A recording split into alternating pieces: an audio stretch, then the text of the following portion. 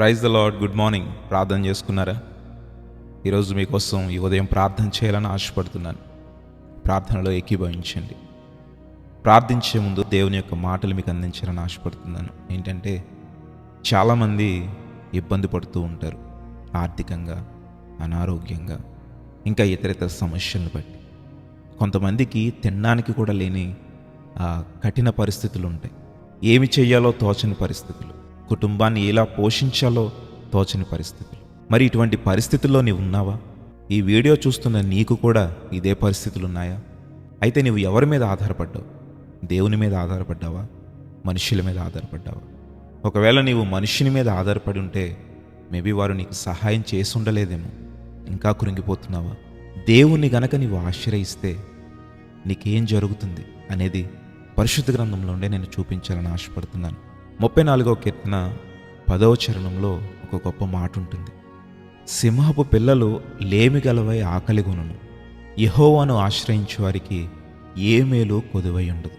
చూడండి, సింహపు పిల్లలు కూడా ఏమీ లేక ఆకలితో అలమటిస్తాయట.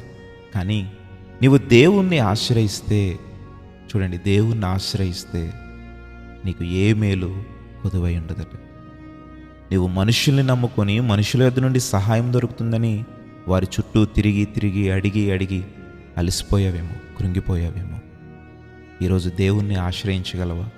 నీవు దేవుణ్ణి ఆశ్రయించగలిగితే గొప్ప బహుమానం ఈరోజు నీవు చూడబోతున్నావు.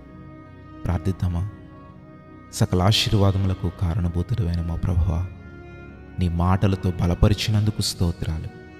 ఈ ఉదయకాలమున గొప్ప మాటలతో మమ్మల్ని బలపరిచావు, ధైర్యాన్నిచ్చావు, బలాన్నిచ్చావు. దేవా, నీ మేలులను మేము మర్చిపోలేం. ఈరోజు సజీవంగా ఉన్నామంటే, నీ సన్నిధిలో ప్రార్థించగలుగుతున్నామంటే ఇది నీ కృపే కదా తండ్రి.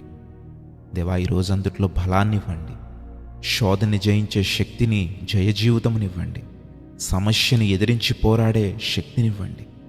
మేము కృంగిపోకుండా నీ వాక్యముతో బలము తెచ్చుకునే శక్తిని మాకు ఇవ్వండి ప్రభువా. మరి ఈరోజు ఎవరెవరైతే నూతన ఆలోచనలు కావచ్చు, నూతన ప్రారంభాలు కావచ్చు, ఏవైతే కలిగి ఉన్నారో వారందరిని ఆశీర్వదించండి. వారు చేయు ప్రతి పనిని మీరు దీవించండి. ప్రయాణాలు చేయవారికి రక్షణ, కాపుదల దయచేయండి.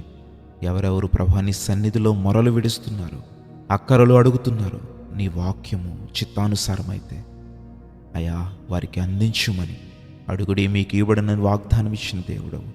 నీవే సహాయం చేయమని, ఈ రోజంతటిలో తోడై ఉండి నడిపించుమని యేసు నామములో అడుగుచున్నాము తండ్రి. ఆమేన్.